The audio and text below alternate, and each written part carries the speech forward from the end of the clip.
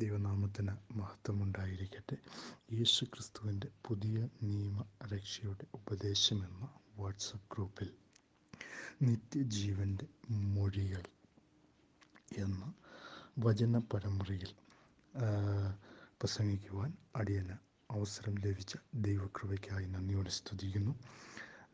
ഇതിൽ അവസരം തന്ന എല്ലാ അഡ്മിന്മാരോടുമുള്ള നന്ദിയെ ഈ തരുണത്തിൽ അറിയിക്കുന്നു. അതുപോലെ തന്നെ വാട്സപ്പിലും ഫേസ്ബുക്കിലും യൂട്യൂബിലും ഞങ്ങളെ ശ്രദ്ധിക്കുന്ന എല്ലാ ശ്രോതാക്കളോടും യേശു ക്രിസ്തുവിൻ്റെ നാമത്തിലുള്ള നന്ദിയെ അറിയിക്കുന്നു. ഇന്ന് നമ്മൾ പ്രധാനമായും ചിന്തിക്കാനായിട്ട് പോകുന്നത് യേശു ക്രിസ്തു ഏക രക്ഷകൻ എന്നുള്ള ഭാഗത്തെക്കുറിച്ചാണ്. അതിന് പ്രാരംഭമായിട്ട് ഞാൻ വാക്യം വായിക്കുകയാണ്. സങ്കീർത്തനങ്ങളുടെ പുസ്തകം 27 അധ്യായം അതിൻ്റെ 1 വാക്യം. യഹോവ എൻ്റെ വെളിച്ചവും എൻ്റെ രക്ഷയുമാകുന്നു, ഞാൻ ആരെ ഭയപ്പെടും. അപ്പോൾ യേശു ക്രിസ്തു എന്ന് നമ്മൾ പുതിയ നിയമത്തിൽ പഠിക്കുമ്പോൾ നമുക്ക് യേശു ക്രിസ്തു എന്ന് കാണാൻ കഴിയുന്നു. പഴയ നിയമത്തിൽ യഹോവ രക്ഷകൻ എന്ന് കാണാൻ കഴിയുന്നു. നമ്മൾ ഈ സങ്കീർത്തനം വായിക്കുമ്പോൾ 27 അധ്യായം അതിൻ്റെ 1 വാക്യത്തിൽ വായിക്കുന്നത് ഇങ്ങനെയാണ്. എന്താണ്? യഹോവ എൻ്റെ വെളിച്ചവും എൻ്റെ രക്ഷയുമാകുന്നു.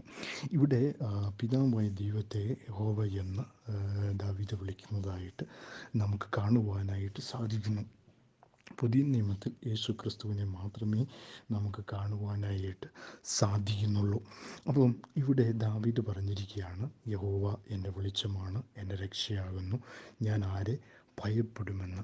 അപ്പോൾ യഹോവയെ പഴയ നിയമത്തിൽ രക്ഷകനായിട്ട് പറഞ്ഞിരിക്കുന്നു. അപ്പോൾ നമുക്ക് 2 രക്ഷകന്മാരുണ്ടോ? യേശു ക്രിസ്തു ഒരു രക്ഷകൻ, യഹോവ ഒരു രക്ഷകൻ, അങ്ങനെ 2 രക്ഷകന്മാരുണ്ടോ? അപ്പോൾ സങ്കീർത്തനം 37:9 നമ്മൾ വായിക്കുമ്പം, സങ്കീർത്തനങ്ങളുടെ പുസ്തകം 37:9 വായിക്കുമ്പം അവിടെ എഴുതിയിരിക്കുകയാണ്. 37 അധ്യായം അതിൻ്റെ 9 വാക്യത്തിൽ ഇങ്ങനെ രേഖപ്പെടുത്തിയിരിക്കുന്നു. ദുഷ്പ്രവൃത്തിക്കാർ ഛേദിക്കപ്പെടും, യഹോവയെ പ്രത്യാശിക്കുന്നവരോ ഭൂമിയെ കൈവശമാക്കും എന്നും അവിടെ വായിക്കുന്നു. അതുപോലെ തന്നെ യെശയ്യാവിൻ്റെ പുസ്തകം 12 അധ്യായം അതിൻ്റെ 2 വാക്യം വായിക്കുമ്പോൾ, യെശയ്യാവിൻ്റെ പുസ്തകം 12:2 നമ്മൾ വായിക്കുമ്പോൾ എവിടെ എഴുതിയിരിക്കുന്നത് ഇങ്ങനെയാണ്.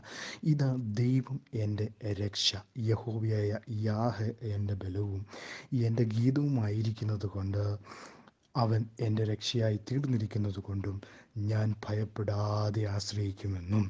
അതിൻ്റെ 25 അധ്യായം, യെശയ്യാവിൻ്റെ പുസ്തകം 25 അധ്യായം അതിൻ്റെ 9 വാക്യത്തിലേക്ക് വരുമ്പം അവിടെയും നമുക്ക് കാണാൻ കഴിയുന്നു. 25-ൻ്റെ 9 വാക്യം.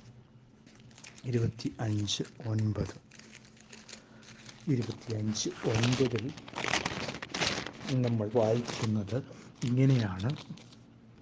അന്നാളിൽ ഇതാ നമ്മുടെ ദൈവം, അവനത്രേ നാം കാത്തിരിക്കുന്നത്, അവൻ നമ്മെ രക്ഷിക്കും.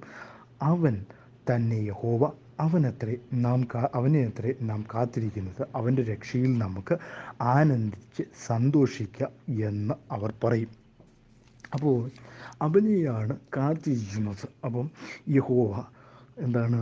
യഹോവ അവനത്രേ നാം കാത്തിരിക്കുന്ന, അവൻ്റെ രക്ഷയിൽ നാം ആനന്ദിച്ച് സന്തോഷിക്കാമെന്ന് പഴയ നിയമത്തിൽ വളരെ വ്യക്തമായി രേഖപ്പെടുത്തിയിരിക്കുന്നത് കാണാം.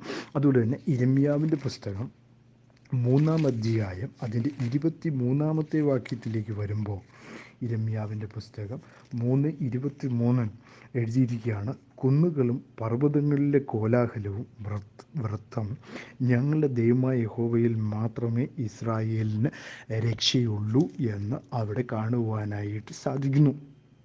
അതുപോലെ തന്നെ സെഫന്യാവിൻ്റെ പുസ്തകം 3 അധ്യായം അതിൻ്റെ 17 വാക്യത്തിലേക്ക് വരുമ്പോൾ, സെഫന്യാവിൻ്റെ പുസ്തകം 3:17, സെഫന്യാവിൻ്റെ പുസ്തകം 3 അധ്യായം അതിൻ്റെ 17 വാക്യത്തിൽ കാണുന്നു. സെഫന്യാവിൻ്റെ പുസ്തകം 3 അധ്യായം അതിൻ്റെ 17 വാക്യത്തിൽ 3:17 നമ്മൾ ഇങ്ങനെ വായിക്കുന്നു.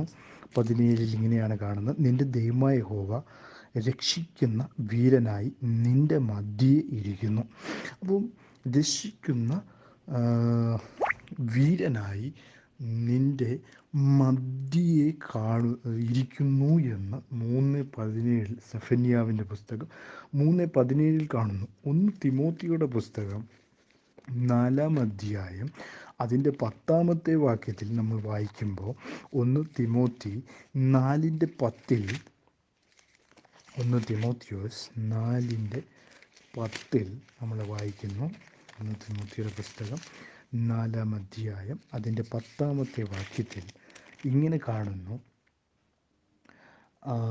അതിനായി തന്നെ നാം സകല മനുഷ്യരുടെയും പ്രത്യേകം വിശ്വാസികളുടെയും രക്ഷിതാവായ ജീവനുള്ള ദൈവത്തിൽ ആശ വെച്ച് അധ്വാനിച്ച് പോരാടി വരുന്നു എന്ന് 1 തിമോത്തിയോസ് 4:10 പറയുന്നു. അപ്പോൾ നമുക്കിവിടെ എല്ലാം മനസ്സിലാക്കുന്ന ഒരു കാര്യം, പഴയ നിയമത്തിൽ യഹോവ രക്ഷകനാണ്. അപ്പോൾ ഈ ഇസ്രായേലിൻ്റെ മധ്യത്തിലുണ്ട്, അവൻ രക്ഷകനായി ഉണ്ട് എന്ന് പറയുമ്പോൾ പഴയ നിയമത്തിൽ ഇസ്രായേൽ ജനം യഹോവയെ എന്തായി രക്ഷകനായിട്ട് കരുതുന്നു എന്നുള്ളതാണ്. പുതിയ നിയമത്തിലേക്ക് നമ്മൾ വരുമ്പോൾ യേശു ക്രിസ്തുവിനെ അങ്ങനെ എന്ത് ചെയ്തിരിക്കുന്നു, താരതമ്യം ചെയ്തിരിക്കുന്നത് നമുക്ക് കാണുവാനായിട്ട് സാധിക്കുന്നു എന്നുള്ളതാണ്. അതിന് ലൂക്കോസിൻ്റെ സുവിശേഷം 1-ാം അധ്യായം അതിൻ്റെ 70-ാമത്തെ വാക്യം വായിക്കുമ്പം അവിടെ കാണുന്നു. ലൂക്കോസിൻ്റെ സുവിശേഷം 1-ാം അധ്യായം അതിൻ്റെ 70-ാമത്തെ വാക്യം. 70-ാമത്തെ വാക്യത്തിൽ ഇങ്ങനെ എഴുതിയിരിക്കുകയാണ്: നമ്മുടെ ശത്രുക്കളുടെ വശത്തു നിന്നും നമ്മെ പകയ്ക്കുന്ന ഏവരുടെയും കയ്യിൽ നിന്ന് നമ്മെ രക്ഷിക്കുവാൻ. 71-ാമത്തെ വാക്യത്തിലിരിക്കുകയാണ്: തൻ്റെ ദാസനായ ദാവീദിൻ്റെ ഗൃഹത്തിൽ നമുക്ക് രക്ഷയുടെ കൊമ്പ് ഉയർത്തുകയും ചെയ്തിരിക്കുന്നത് എന്ന് അവിടെ കാണുവാനായിട്ട് സാധിക്കുന്നു. അപ്പോൾ നമുക്ക് 2 രക്ഷകന്മാരുണ്ടോ? ഒരിക്കലും 2 രക്ഷകന്മാരില്ല എന്നുള്ളതാണ് നമ്മൾ മനസ്സിലാക്കേണ്ട ഏറ്റവും വലിയൊരു കാര്യമെന്ന് പറയുന്നത്. ലൂക്കോസിൻ്റെ സുവിശേഷം 2:31 വായിക്കുമ്പോൾ, നീ സകല ജാതികളുടെയും മുമ്പിൽ ഒരുക്കിയിരിക്കുന്ന നിൻ്റെ രക്ഷയെ എൻ്റെ കണ്ണ് കണ്ടുവല്ലോ എന്ന് പറഞ്ഞു. അപ്പോൾ അവിടെ എല്ലാം എന്താണ്, ഒരു കാര്യം തന്നെയാണ് പറയുന്നത്. യോഹന്നാൻ്റെ സുവിശേഷം നമ്മൾ വായിക്കുമ്പം അവിടെ കാണുന്നു ഏകവാതിൽ. യോഹന്നാൻ 10:9 വായിക്കുമ്പോഴാണ് നമുക്കത് കാണാൻ കഴിയുന്നു. ഏകവാതിൽ എന്നാണ് അവിടെ രേഖപ്പെടുത്തിയിരിക്കുന്നത്. യോഹന്നാൻ്റെ സുവിശേഷം 10-ാം അധ്യായം അതിൻ്റെ 9-ാമത്തെ വാക്യം. 10:9 ഇങ്ങനെ രേഖപ്പെടുത്തിയിരിക്കുന്നു. 10:9 കാണുന്നു. ഇങ്ങനെയാണ്, എന്താണ്, ഞാൻ വാതിലാകുന്നു, എന്നിലൂടെ കിടക്കുന്നവൻ രക്ഷപ്പെടും, അവൻ അകത്തു വരികയും പുറത്തു പോവുകയും മേച്ചിൽ കണ്ടെത്തുകയും ചെയ്യുമെന്ന് അവിടെ രേഖപ്പെടുത്തിയിരിക്കുന്നു.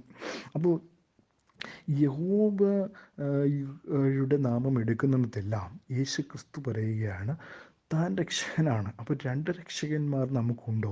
ഒരിക്കലും ഇല്ല എന്നുള്ളതാണ് നമുക്ക് കാണുവാനായിട്ട് സാധിക്കുന്നു. ഏകവാതിൽ, ഏക വഴി എന്നുള്ളതാണ് നമുക്ക് യേശു ക്രിസ്തുവിനെ കുറിച്ച് നമുക്ക് കാണുവാനായിട്ട് സാധിക്കുന്നു. ഏകരക്ഷകനെന്ന് അപ്പോസ്തലപ്രവൃത്തികൾ 4:12 വായിക്കുമ്പോൾ നമുക്ക് കാണാൻ കഴിയുന്നു. അപ്പോസ്തലപ്രവൃത്തികൾ 4:12 നമ്മൾ വായിക്കുമ്പം അവിടെ ഇങ്ങനെയാണ് എഴുതിയിരിക്കുന്നത്: മറ്റൊരുത്തനും രക്ഷയില്ല, നാം രക്ഷിക്കപ്പെടുവാൻ ആകാശത്തിൻ്റെ കീഴിൽ മനുഷ്യരുടെ ഇടയിൽ നൽകപ്പെട്ടിരിക്കുന്ന വേറൊരു നാമവുമില്ല. അപ്പം ഒരേ ഒരു നാമമേ ഉള്ളൂ. അത് ഏതാണ്? യേശു ക്രിസ്തുവിൻ്റെ നാമമാണ്.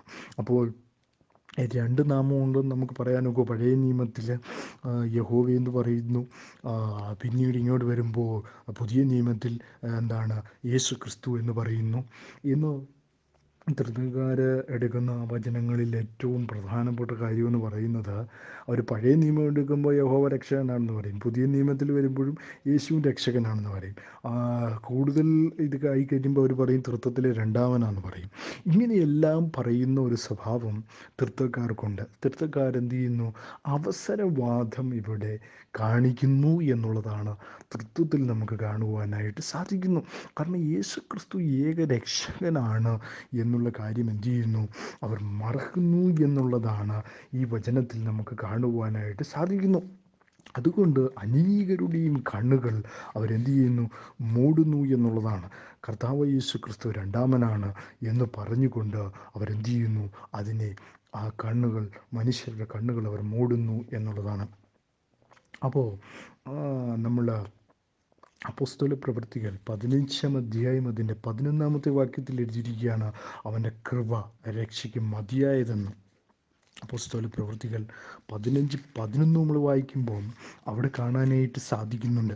അപ്പോസ്തല പ്രവൃത്തികൾ 15-11 രേഖപ്പെടുത്തിയിരിക്കുന്നു, കർത്താവായ യേശുവിൻ്റെ കൃപയാൽ രക്ഷ പ്രാപിക്കുമെന്ന് നാം വിശ്വസിക്കുന്ന പോലെ അവരും വിശ്വസിക്കുന്നു എന്നവിടെ കാണുന്നു.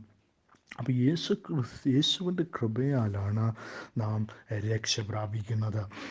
പഴയ നിയമത്തിൽ യഹോവയുണ്ടല്ലോ എന്നുള്ളതല്ല. അപ്പോൾ ഇവിടെ എല്ലാം മനസ്സിലാക്കുന്ന കാര്യമെന്ന് പറയുന്നത് പഴയ നിയമത്തിലെ യഹോവയും പുതിയ നിയമത്തിലെ യേശു ക്രിസ്തു എന്ന് പറയുന്ന ഒന്നാണ്. വ്യത്യാസങ്ങളൊന്നും തന്നെ ഇല്ല എന്നുള്ളതാണ്. കാരണം അതുകൊണ്ട് തന്നെയാണ് കർത്താവായ യേശു ക്രിസ്തു ഏക രക്ഷകനെന്ന് നമുക്ക് പറയുവാനായിട്ട് കഴിയുന്നത്. എങ്ങനെയാണ് അവൻ്റെ രക്ഷ സാധ്യമാവുന്നതെന്ന് റോമർക്ക് എഴുതിയ ലേഖനം അതിൻ്റെ 5-ാം അധ്യായം 9-ാം വാക്യവും 1 തെസ്സലോനിക്കർ 5-10 വായിക്കുമ്പോൾ നമുക്ക് കാണുവാനായിട്ട് സാധിക്കുന്നുണ്ട്. റോമർക്ക് എഴുതിയ ലേഖനം 5-ാം അധ്യായം അതിൻ്റെ 9-ാമത്തെ വാക്യത്തിൽ ഇങ്ങനെ കാണുന്നു, അവൻ്റെ രക്തത്താൽ നീതീകരിക്കപ്പെട്ട ശേഷമോ നാം അവനാൽ എത്രയധികമായി കോപത്തിൽ നിന്ന് രക്ഷിക്കപ്പെടും. ആരുടെ? യേശുക്രിസ്തുവിൻ്റെ രക്തത്താൽ. കാരണം യേശുക്രിസ്തുവാണ് നമുക്ക് വേണ്ടി ക്രൂശിൽ മരിച്ച് നമ്മുടെ രക്ഷയ്ക്ക് വേണ്ടിയാണ്. 1 തെസ്സലോനിക്കർ 5-ാം അധ്യായം അതിൻ്റെ 10-ാം വാക്യം വായിക്കുമ്പോൾ അവിടെ ഇങ്ങനെ കാണുവാനായിട്ട് സാധിക്കുന്നു. 1 തെസ്സലോനിക്കർ 5-ാം അധ്യായം അതിൻ്റെ 10-ാമത്തെ വാക്യം, നാം ഉണർന്നിരുന്നാലും ഉറങ്ങിയാലും തന്നോടുകൂടെ ജീവിക്കേണ്ടതിന് നമുക്ക് വേണ്ടി മരിച്ച നമ്മുടെ കർത്താവായ യേശു ക്രിസ്തു മൂലം രക്ഷ പ്രാപിക്കുവാനത്രേ നിയമിക്കപ്പെട്ടിരിക്കുന്നത്. അപ്പോൾ കർത്താവായ യേശു ക്രിസ്തുവിലൂടെയാണ് നമുക്ക് രക്ഷ ലഭിക്കുന്നതെന്നാണ് വചനത്തിൽ നമുക്ക് കാണുവാനായിട്ട് സാധിക്കുന്നു. അതായത് അവൻ്റെ രക്തം മൂലമാണ് നമുക്ക് രക്ഷ ലഭിക്കുന്നത്. പിന്നീട് എബ്രായർ ലേഖനത്തിൽ എഴുതിയിരിക്കുകയാണ്, കർത്താവായ യേശു ക്രിസ്തുവിനെ കുറിച്ച് പറയുമ്പോൾ അനുസരിക്കുന്നവർക്ക് ഈ രക്ഷ കർത്താവായ യേശു ക്രിസ്തുവിലൂടെ ലഭിക്കുന്നു എന്ന് നമുക്ക് എബ്രായർ ലേഖനം 5-ാം അധ്യായം അതിൻ്റെ 9-ാമത്തെ വാക്യത്തിൽ രേഖപ്പെടുത്തിയിരിക്കുന്നത് നമുക്ക് കാണുവാനായിട്ട് സാധിക്കുന്നു. ഞാൻ നിങ്ങളുടെ അറിവിന് വേണ്ടി എബ്രായർ ലേഖനം 5-ാം അധ്യായം അതിൻ്റെ 9-ാമത്തെ വാക്യം വായിക്കുകയാണ്. എബ്രായർ 5:9. എബ്രായർ 5:9 അവിടെ ഇങ്ങനെ കാണുന്നു, തികഞ്ഞവനായി തന്നെ അനുസരിക്കുന്ന ഏവർക്കും നിത്യരക്ഷയുടെ കാരണഭൂതനായി തീർന്നിരിക്കുന്നു. അപ്പോൾ യേശു ക്രിസ്തുവിനെ രക്ഷിതാവായിട്ട് നമ്മൾ അംഗീകരിച്ച് അവനെ അനുസരിക്കുമ്പോൾ അവൻ എന്താണ്? നിത്യരക്ഷയ്ക്ക് അവൻ കാരണഭൂതനായി തീരുന്നു എന്ന് അവിടെ രേഖപ്പെടുത്തിയിരിക്കുന്നു. അപ്പോൾ നമ്മൾ ഇതിൽ നിന്നെല്ലാം മനസ്സിലാക്കേണ്ട ഒരു കാര്യം എന്താണ്? നമുക്ക് ഏക രക്ഷകനേ ഉള്ളൂ, അത് യേശു ക്രിസ്തു മാത്രമാണ്. പഴയ നിയമത്തിൽ യഹോവ എന്ന് നമ്മൾ പലയിടത്തും കാണുന്നുണ്ട്. നമ്മൾ യോവേലിൻ്റെ പുസ്തകം വായിക്കുമ്പോൾ അപ്പോസ്തല പ്രവൃത്തികളിലും യോവേൽ പുസ്തകത്തിലും ഒരേ കാര്യം ആവർത്തിക്കുന്നതായിട്ട് നമുക്ക് കാണാനായിട്ട് സാധിക്കുന്നു. യോവേലിൻ്റെ പുസ്തകം 2-ാം അധ്യായം അതിൻ്റെ 27, 28, 29 വാക്യങ്ങൾ വായിക്കുമ്പോൾ അവിടെ എഴുതിയിരിക്കുന്ന 27-ാമത്തെ വാക്യത്തിൽ എഴുതിയിരിക്കുകയാണ്, ഞാൻ ഇസ്രായേലിൻ്റെ നടുവിലുണ്ട്, ഞാൻ നിങ്ങളുടെ ദൈവമായ യഹോവ, മറ്റൊരുത്തനുമില്ല എന്ന് നിങ്ങൾ അറിയുമെന്ന് എൻ്റെ ജനം ഒരു നാൾ ലജ്ജിച്ചു പോകുകയില്ല. അപ്പം യഹോവ എന്നാണ്, മറ്റൊരുത്തനില്ല എന്നാണ് പറയുന്നത്. രണ്ടാമതൊരു രക്ഷകൻ നമുക്കില്ല, നമുക്ക് ഒരേ ഒരു രക്ഷകനേ ഉള്ളൂ, അവൻ്റെ പേര് യേശു ക്രിസ്തു എന്നാണ്. അപ്പോൾ യഹോവയും യേശു ക്രിസ്തുവും ഒരാളാണെന്നുള്ള കാര്യം വളരെ വ്യക്തമായിട്ട് അവിടെ രേഖപ്പെടുത്തിയിരിക്കുന്നത്. ഞാൻ ഇസ്രായേലിൻ്റെ നടുവിലുണ്ട്, ഞാൻ നിങ്ങളുടെ ദൈവമായ യഹോവയാണ്, മറ്റൊരുത്തനില്ല എന്ന് നിങ്ങൾ അറിയും. അപ്പോൾ മറ്റൊരുത്തനില്ല എന്ന് നിങ്ങൾ അറിയുമെന്നാണ് അവിടെ രേഖപ്പെടുത്തിയിരിക്കുന്നത്. മറ്റൊരുത്തനില്ല. അതായത് രണ്ടാമത് വേറെ തൃത്വം പറയുന്ന പോലെ രണ്ടാമത് വേറൊരാളുണ്ട് രക്ഷകനായിട്ട്. രണ്ടാമൻ തൃത്വത്തിലെ രണ്ടാമനാണ് വന്ന് രക്ഷിക്കുന്നത് എന്ന് പഠിപ്പിക്കുന്നവരുണ്ട്. പക്ഷെ തൃത്വത്തിലെ രണ്ടാമനാണോ യേശു ക്രിസ്തു? ഒരിക്കലുമല്ല എന്നുള്ള കാര്യമാണ് നമുക്ക് മനസ്സിലാക്കുവാനായിട്ട് സാധിക്കുന്നു എന്നുള്ളതാണ്. ഇതിനെക്കുറിച്ച് നമുക്ക് വായിക്കുമ്പോൾ 1 തിമോത്തിയോസ് 3:16 വരുമ്പോൾ അവൻ ജഡത്തിൽ വെളിപ്പെട്ടു എന്ന് നമുക്ക് കാണാൻ കഴിയുന്നു. ദൈവം ജഡത്തിൽ വെളിപ്പെടുകയായിരുന്നു എന്ന് 1 തിമോത്തിയോസിൻ്റെ പുസ്തകം 3-ാം അധ്യായം അതിൻ്റെ 16-ാമത്തെ വാക്യത്തിൽ രേഖപ്പെടുത്തിയിരിക്കുന്നത് നമുക്ക് കാണുന്നുണ്ട്. 3:16 വളരെ വ്യക്തമായിട്ടിരിക്കുന്നു. അവൻ ജഡത്തിൽ വെളിപ്പെട്ടു, ആത്മാവിൽ നീതീകരിക്കപ്പെട്ടു, ദൂതന്മാർക്ക് പ്രത്യക്ഷനായി, ജാതികളുടെ ഇടയിൽ പ്രസംഗിക്കപ്പെട്ടു, ലോകത്തിൽ വിശ്വസിക്കപ്പെട്ടു, തേജസ്സിലെടുക്കപ്പെട്ടു, എന്നിങ്ങനെ ദൈവഭക്തിയുടെ മർമ്മം സമ്മതമാം വണ്ണം വലിയതാകുന്നു എന്ന് അവിടെ രേഖപ്പെടുത്തിയിരിക്കുന്നത് നമുക്ക് കാണുവാനായിട്ട് സാധിക്കുന്നു എന്നുള്ളതാണ്. അപ്പോൾ അവൻ ജഡത്തിൽ വെളിപ്പെടുകയായിരുന്നു എന്നവിടെ രേഖപ്പെടുത്തിയിരിക്കുന്നു. അപ്പോൾ നമ്മൾ യോബേലിൻ്റെ പുസ്തകത്തിൽ വായിക്കുകയാണ്, ഞാൻ ഇസ്രായേലിൻ്റെ നടുവിലുണ്ട്, ഞാൻ നിങ്ങളുടെ ദൈവമായ യഹോവ, മറ്റൊരുത്തനില്ല എന്നവിടെ രേഖപ്പെടുത്തിയിരിക്കുന്നു.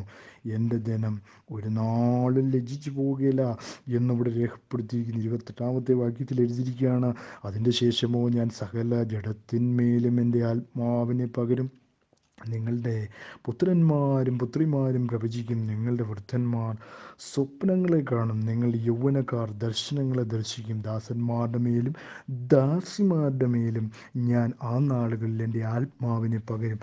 ഞാൻ ആകാശത്തിലും ഭൂമിയിലും അത്ഭുതങ്ങളെ കാണിക്കും, രക്തവും തീയും പുകത്തൂണും തന്നെ എന്ന് അവിടെ കാണുവാനായിട്ട് സാധിക്കുന്നു. 31-ാമത്തെ വാക്യത്തിൽ യഹോവയുടെ വലുതും ഭയങ്കരവുമായ ദിവസം വരും മുമ്പേ സൂര്യൻ ഇരുളായും ചന്ദ്രൻ രക്തമായി മാറിപ്പോകും. എന്നാൽ യഹോവയുടെ നാമം വിളിച്ചപേക്ഷിക്കുന്നവൻ ഏവനും രക്ഷിക്കപ്പെടും. യഹോവ അരുളി ചെയ്യുന്ന പോലെ സിയോൻ പർവ്വതത്തിൽ യെരൂശലേമിലും രക്ഷിതഗണം ശേഷിക്കുന്നവരുടെ കൂട്ടത്തിൽ യഹോവയെ വിളിക്കുവാനുള്ളവരും ഉണ്ടാകുമെന്നവിടെ രേഖപ്പെടുത്തിയിരിക്കുന്നു. അപ്പോൾ പുതിയ നിയമത്തിൽ ഒരിടത്തും നമുക്ക് യഹോവയെന്ന് കാണാൻ കഴിയുന്നില്ല. അപ്പോൾ രണ്ടുപേരും ഒരാളായതുകൊണ്ടാണ് പുതിയ നിയമത്തിൽ യേശു ക്രിസ്തു എന്ന് രേഖപ്പെടുത്തിയിരിക്കുന്ന നമുക്ക് കാണാനായിട്ട് സാധിക്കുന്നു എന്നുള്ളതാണ്. ദൈവം ജഡത്തിൽ വെളിപ്പെടുകയായിരുന്നു എന്ന് തിമോത്തിയുടെ ലേഖനം വളരെ വ്യക്തമായിട്ട് രേഖപ്പെടുത്തുന്നു.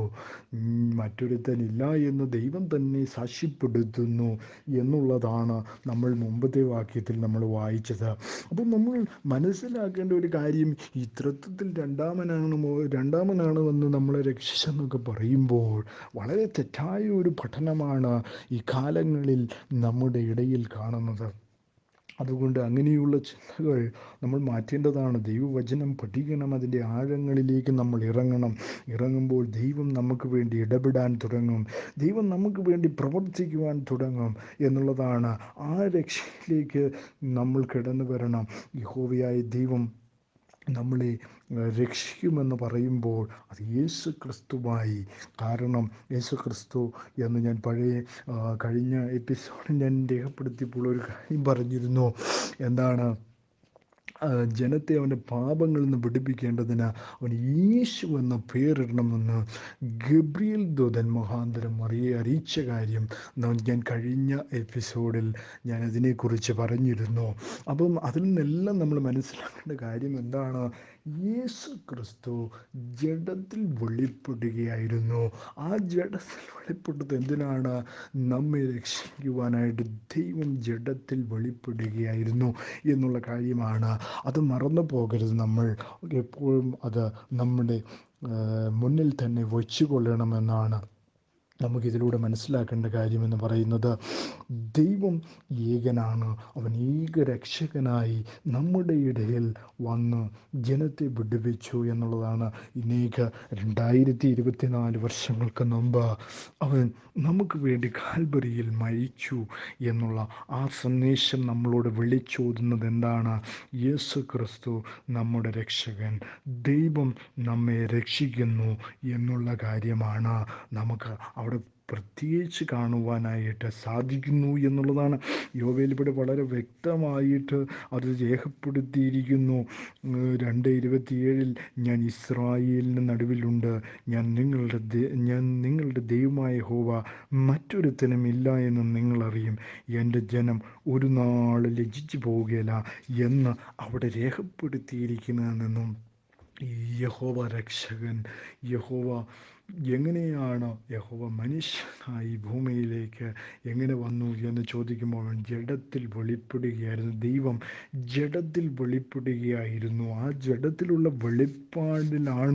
വെളിപ്പെടലിലാണ് എന്ത് ചെയ്തത്? നമ്മെ വിടുവിച്ചെന്നുള്ള കാര്യം ഇവിടെ വളരെ വ്യക്തമായിട്ട് നമുക്ക് മനസ്സിലാക്കുവാനായിട്ട് കഴിയുന്നു എന്നുള്ളതാണ്. നമ്മൾ അപ്പോസ്തല പ്രവൃത്തികളിലേക്ക് വരുമ്പോൾ അവിടെ 2-ാം അധ്യായത്തിലേക്ക് നമ്മൾ കടന്നു വരികയാണ്. ഇതേ വാക്യം തന്നെ അവിടെ പത്രോസ് ഉദ്ധരിക്കുന്നതായിട്ട് നമുക്ക് കാണുവാനായിട്ട് സാധിക്കുന്നു. കാരണം മറ്റൊരുത്തൻ ഇല്ല എന്ന് പത്രോസ് അവിടെ തെളിയിക്കുന്നതായിട്ട് നമുക്ക് കാണുവാനായിട്ട് സാധിക്കുന്നു. അപ്പോസ്തല പ്രവൃത്തികൾ വായിക്കുമ്പോൾ അവിടെ വളരെ വ്യക്തമായിട്ട് രേഖപ്പെടുത്തിയിരിക്കുന്നു. 2:17 ആ വാക്യം തന്നെ. 2:17 അന്ത്യകാലത്ത് ഞാൻ സകല ജഡത്തിന്മേലും എൻ്റെ ആത്മാവിനെ പകരും, നിങ്ങളുടെ പുത്രന്മാരും പുത്രിമാരും പ്രവചിക്കും, നിങ്ങളുടെ യൗവനക്കാർ ദർശനങ്ങൾ ദർശിക്കും, നിങ്ങളുടെ വൃദ്ധന്മാർ സ്വപ്നം കാണും, എൻ്റെ ദാസന്മാരുടെ മേലും ദാസിമാരുടെ മേലും കൂടെ ഞാൻ ആ നാളുകളിൽ എൻ്റെ ആത്മാവിനെ പകരും, അവരും പ്രവചിക്കും. ഞാൻ മീതെ ആകാശത്തിൽ അത്ഭുതങ്ങളും താഴെ ഭൂമിയിൽ അടയാളങ്ങളും കാണിക്കും, രക്തവും തീയും പുകയാവിയും തന്നെ എന്ന് അവിടെ രേഖപ്പെടുത്തിയിരിക്കുന്നത് നമുക്ക് കാണുവാനായിട്ട് സാധിക്കുന്നു. അപ്പം അതേ സെയിം കാര്യം തന്നെയാണ് ഇവിടെ അപ്പോസ്തലനായ പത്രോസ് ഉദ്ധരിച്ചിരിക്കുന്നത് നമുക്ക് കാണാനായിട്ട് സാധിക്കുന്നു. അപ്പോൾ യഹോവയും യേശുവും ഒരാൾ തന്നെയാണ് എന്നുള്ള ഒരേ അനുപാതത്തിലേക്ക് നമ്മൾ, അല്ലെങ്കിൽ ഒരേ ഒരു തീരുമാനത്തിലേക്ക് നമ്മൾ കിടന്നു വരുന്നു എന്നുള്ളതാണ് ഈ വചനത്തിൽ മുഖ്യമായി നമുക്ക് കാണുവാനായിട്ട് സാധിക്കുന്നു. അപ്പോൾ ആദ്യത്തെ പ്രസംഗത്തിൽ പത്രോസ് വെളിപ്പെടുത്തുന്നത് യഹോവയും യേശു ക്രിസ്തുവും ഒരാൾ തന്നെയാണ് നമ്മളെ രക്ഷിക്കുന്നത്, അവനാണ്. അവനെക്കുറിച്ചാണ് ദാവീദ് എഴുതിയെന്ന് പല ആളുകളും പറയുന്നുണ്ട്, അല്ലേ? യഹോവ എൻ്റെ ഇടയനാകുന്നു, എനിക്ക് മുട്ടുണ്ടാകുകയില്ല. യേശു ക്രിസ്തു പുതിയ നിയമത്തിൽ പറഞ്ഞു, ഞാനാണ് ആടുകളുടെ ഇടയൻ. അപ്പോൾ യേശു ക്രിസ്തു ആടുകളുടെ ഇടയനാണെന്ന് ദാവീദ് നേരത്തെ തന്നെ പ്രവചിച്ചു വച്ചിരിക്കുന്നത് നമുക്ക് കാണുവാനായിട്ട് സാധിക്കുന്നു എന്നുള്ളതാണ്. അപ്പോൾ ഇതിൽ നിന്നെല്ലാം നമ്മൾ മനസ്സിലാക്കേണ്ടത് എന്താണ്? യഹോവ അവൻ തന്നെയാണ്, യേശു ക്രിസ്തു ഒരേ ആൾ തന്നെയാണ്. വ്യത്യാസങ്ങളൊന്നും തന്നെ നമുക്ക് കാണുവാനായിട്ട് കഴിയുന്നില്ല എന്നുള്ളതാണ്. അപ്പോൾ ദൈവം എന്ത് ചെയ്യുകയായിരുന്നു? ജഡത്തിൽ വെളിപ്പെടുകയായിരുന്നു. നമ്മുടെ രക്ഷയ്ക്ക് വേണ്ടി അവൻ വെളിപ്പെടുകയായിരുന്നു. ഇത് വിശ്വസിക്കുന്നവർക്ക് അത് കാരണമാകുന്നു എന്നുള്ളതാണ്. എന്താണ്? വിശ്വസിക്കുന്നവർക്ക് ദൈവം ഏകനെന്ന് വെളിപ്പെടുന്നു എന്നുള്ളതാണ്. അപ്പോൾ യെശയ്യാവിൻ്റെ പുസ്തകം 40-ാം അധ്യായം അതിൻ്റെ 3-ാമത്തെ വാക്യത്തിൽ എഴുതിയിരിക്കുന്നു ഇങ്ങനെയാണ്: കേട്ടോ, ഒരുത്തൻ വിളിച്ചു പറയുന്നു, ഇത് മരുഭൂമിയിൽ യഹോവയ്ക്ക് വഴിയൊരുക്കുവിൻ, നിർജ്ജന പ്രദേശത്ത് നമ്മുടെ ദൈവത്തിനൊരു ഒരു പെരുവഴി നിരപ്പാക്കുവിനെന്ന് അവിടെ രേഖപ്പെടുത്തിയിരിക്കുന്നു. അപ്പോൾ യഹോവയായ ദൈവം വരികയാണ് എന്ന് വളരെ വ്യക്തമായിട്ട് അവിടെ രേഖപ്പെടുത്തിയിരിക്കുന്നു. അവന് വഴിയൊരുക്കണം. ആരാണ് വഴിയൊരുക്കുന്നത്? യോഹന്നാൻ സ്നാപകനെ കുറിച്ചാണ് എന്ന് മർക്കോസിൻ്റെ ലേഖനം നമ്മൾ ആദ്യ ഭാഗം വായിക്കുമ്പോൾ, മർക്കോസിലുമുണ്ടത്, ലൂക്കോസിലും അത് രേഖപ്പെടുത്തിയിരിക്കുന്നത് നമുക്ക് കാണാനായിട്ട് സാധിക്കുന്നു എന്നുള്ളതാണ്. ഞാൻ നിങ്ങളുടെ അറിവിന് വേണ്ടി ആ ഭാഗം കൂടി ഞാൻ വായിക്കുകയാണ്. മർക്കോസിൻ്റെ സുവിശേഷം അതിൻ്റെ 1-ാം അധ്യായം 3-ാമത്തെ വാക്യത്തിൽ അത് കാണുവാനായിട്ട് സാധിക്കുന്നു. കർത്താവിന് വഴിയൊരുക്കുവിൻ, അവൻ്റെ പാത നിരപ്പാക്കുവിൻ എന്നും മരുഭൂമിയിൽ വിളിച്ചു പറയുന്നവൻ്റെ വാക്ക് എന്നിങ്ങനെ യെശയ്യാ പ്രവാചകൻ്റെ പുസ്തകത്തിൽ എഴുതിയിരിക്കുന്നത് പോലെ യോഹന്നാൻ വന്നു, മരുഭൂമിയിൽ സ്നാനം കഴിപ്പിച്ചും പാപമോചനത്തിനായുള്ള മാനസാന്തര സ്നാനം പ്രസംഗിച്ചുകൊണ്ടും ഇരുന്നു എന്ന് അവിടെ രേഖപ്പെടുത്തിയിരിക്കുന്നതിൽ നിന്നും എന്താണ് ദൈവം ജഡത്തിൽ വെളിപ്പെടുകയായിരുന്നു എന്നുള്ള കാര്യമാണ് യെശയ്യാവിൽ നമ്മൾ വായിച്ചു. ആ വാക്യത്തിലേക്ക് നമ്മൾ 40:3 വരുമ്പോൾ അവിടെ വ്യക്തമായിട്ട് എഴുതിയിരിക്കുന്നു, നമ്മുടെ ദൈവത്തിന് ഒരു പെരുവഴി നിരപ്പാക്കുവിൻ എന്ന് അവിടെ രേഖപ്പെടുത്തിയിരുന്നത് യഹോവ ദൈവമാണ്, യേശുക്രിസ്തു ദൈവമാണ്. അപ്പോൾ നമുക്ക് രണ്ട് ദൈവങ്ങളില്ല, ഒരു ദൈവമേ ഉള്ളൂ. ആ ദൈവം എന്താണ്? ജഡത്തിൽ വെളിപ്പെട്ട് നമ്മെ രക്ഷിക്കുകയായിരുന്നു എന്ന് ഈ വചനങ്ങളെല്ലാം നമ്മളോട് ശക്തമായി സംസാരിക്കുന്നു എന്നുള്ളതാണ്. അപ്പോൾ ഇത് വിശ്വസിക്കുന്നവർക്ക് മാത്രമേ ഇതിൻ്റെ കണ്ണുകൾ തുറക്കുകയുള്ളൂ. അവിശ്വാസികളുടെ കണ്ണുകൾ തുറക്കുകയില്ല, തൃത്വക്കാരുടെ കണ്ണുകൾ തുറക്കുകയില്ല. കാരണം എന്താണ്? ദൈവം വെളിപ്പെടുത്തിയാൽ മാത്രമേ ഈ മർമ്മത്തിലേക്ക് നിങ്ങൾക്ക് വരുവാൻ സാധിക്കുകയുള്ളൂ എന്നുള്ളതാണ് ഇവിടെ നമുക്ക് കാണുവാനായിട്ട് സാധിക്കുന്നു. അതിന് നമ്മൾ എന്ത് ചെയ്യണം? അപ്പോസ്തലൻ പറഞ്ഞതുപോലെ 2:38 പറയുന്നത് പോലെ എന്ത് ചെയ്യണം? ഓരോരുത്തരും എന്ത് ചെയ്യണം? 2:38 അപ്പോസ്തല പ്രവൃത്തികൾ 2:38 പത്രോസ് അവരോട്, നിങ്ങൾ മാനസാന്തരപ്പെട്ട് നിങ്ങളുടെ പാപങ്ങളുടെ മോചനത്തിനായി ഓരോരുത്തരും യേശു ക്രിസ്തുവിൻ്റെ നാമത്തിൽ സ്നാനമേൽപ്പീൻ, എന്നാൽ പരിശുദ്ധാത്മാവെന്ന ദാനം ലഭിക്കുമെന്ന് അവിടെ രേഖപ്പെടുത്തിയിരിക്കുന്നു. അപ്പോൾ എന്താണ് പത്രോസിന് അവരോട് പറയുവാനുള്ളത്? എന്താണ്? നിങ്ങൾ എന്ത് ചെയ്യണം? പാപങ്ങളുടെ മോചനത്തിനായി മാനസാന്തരപ്പെടണം. നിങ്ങളുടെ പാപങ്ങളുടെ മോചനത്തിനായി നിങ്ങൾ എന്ത് ചെയ്യണം? മാനസാന്തരപ്പെട്ട് യേശു ക്രിസ്തുവിൻ്റെ നാമത്തിൽ സ്നാനമേൽപ്പീൻ, എന്നാൽ പരിശുദ്ധാത്മാവെന്ന ദാനം ലഭിക്കും. തൃത്വനാമത്തിലല്ല ഇവിടെ പറയുന്നത്. ഇവിടെ യേശു ക്രിസ്തുവിൻ്റെ നാമം നമ്മളെ രക്ഷിക്കുവാൻ തന്നിരിക്കുന്ന ഒരേ ഒരു നാമമേ ഉള്ളൂ. അതുകൊണ്ട് ആ യേശു ക്രിസ്തുവിൻ്റെ നാമത്തിൽ നാം വിശ്വസിക്കുമ്പോൾ അവൻ അത് നീതിയായി കണക്കിടും. അപ്പോൾ നമ്മൾ എന്ത് ചെയ്യും? നമ്മൾ അനുഗ്രഹിക്കപ്പെടുക തന്നെ ചെയ്യും. നമ്മുടെ പാപങ്ങൾ മോചിക്കപ്പെടും എന്നുള്ളതാണ് നമുക്ക് ഈ വചനങ്ങളിലൂടെയൊക്കെ നമുക്ക് കാണുവാനായിട്ട് സാധിക്കുന്നു. യേശു ക്രിസ്തുവിലൂടെ അല്ലാതെ ഒരു രക്ഷയും ആർക്കും ചെയ്തു തരുവാൻ കഴിയുകയില്ല. വേറെ ആരെങ്കിലും നമ്മളെ രക്ഷിക്കുമെന്ന് പറയുന്നുവെങ്കിൽ ഒരു രക്ഷയും വേറൊരു രക്ഷ ഇല്ല എന്നുള്ളതാണ്. ഒരേ ഒരു രക്ഷകനേ നമുക്കുള്ളൂ, അത് യേശു ക്രിസ്തുവാണ്. ആ യേശു ക്രിസ്തുവിലേക്ക് നിങ്ങൾ കടന്നു വരുമ്പോൾ ദൈവമഹത്വത്തിന് കാരണമാകും. അത് നിങ്ങൾക്ക് അനുഗ്രഹപ്രദമായി മാറും. ഹല്ലേലൂയ. അതുകൊണ്ട് ഈ ദിവസങ്ങളിൽ ഈ വചനത്തിലേക്ക് നിങ്ങൾ ആഴമായി കടന്നു വരുമ്പോൾ ഇത് ദൈവം നിങ്ങൾക്ക് അനുഗ്രഹത്തിന് കാരണമായി തീർക്കും. നിങ്ങൾക്ക് ഈ വചനങ്ങൾ അനുഗ്രഹപ്രദമായെങ്കിൽ ഞാൻ നിങ്ങൾക്ക് വേണ്ടി പ്രാർത്ഥിക്കാൻ പോവുകയാണ്. മഹാപരിശുദ്ധനും നിത്യനുമായ ദൈവമേ, വചനം ഇതുവരെ കേട്ട എല്ലാവരെയും ദൈവം ധാരാളമായും സമൃദ്ധിയായും അനുഗ്രഹിക്കട്ടെ എന്ന് പ്രാർത്ഥിക്കുന്നു. രോഗികളായിട്ട് ഭാരപ്പെടുന്ന എല്ലാവർക്കും പൂർണ്ണമായ സൗഖ്യം വിടുതലും നൽകട്ടെ എന്ന് പ്രാർത്ഥിക്കുന്നു. അതുപോലെ തന്നെ ആരോരുമില്ലാതെ കഷ്ടപ്പെടുന്ന അഷ്ടയ്ക്ക് വകയില്ലാത്ത ഓരോരുത്തരെയും കർത്താവിൻ്റെ കരങ്ങളിൽ ഏൽപ്പിച്ച് പ്രാർത്ഥിക്കുന്നു. അവർക്കുള്ള വഴിയും വാതിലും യേശു കർത്താവ് തന്നെ തുറന്നു കൊടുക്കണമേ എന്ന് പ്രാർത്ഥിക്കുന്നു. പ്രാർത്ഥന സ്വർഗം ശ്രദ്ധ വെച്ച് കിട്ടുക. സ്തോത്രം മാനും മഹത്വം ഉപജനെടുക്കണം. എല്ലാം യേശു ക്രിസ്തുവിൻ്റെ ധന്യമുള്ളതിൽ നാമത്തിൽ തന്നെ. ആമേൻ, ആമേൻ. സ്തോത്രം.